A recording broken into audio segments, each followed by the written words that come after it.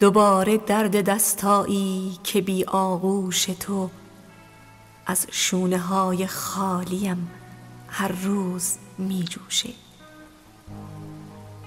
دوباره زخم حرفایی که هر شب بی حضور چشمهای تو لباس شعر می پوشه.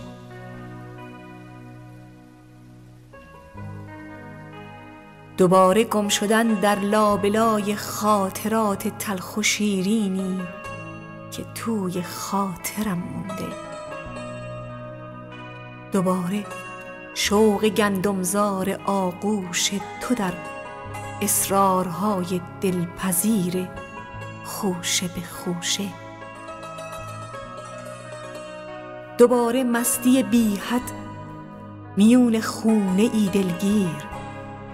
دوباره گم شدن در خلوت کنج اتاقی پیر.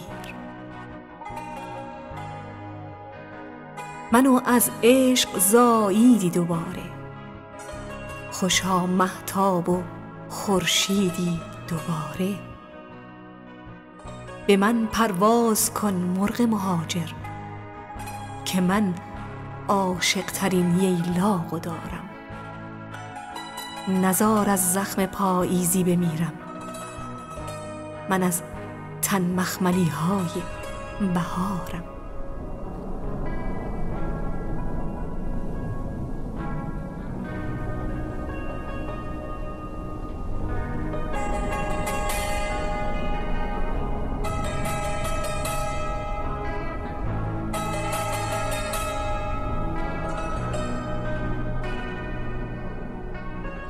بخواه از من که با آواز هواگونه بال تو آدم شم. بخواه از من که از کسر تمام سیب‌های این جهان کم شم.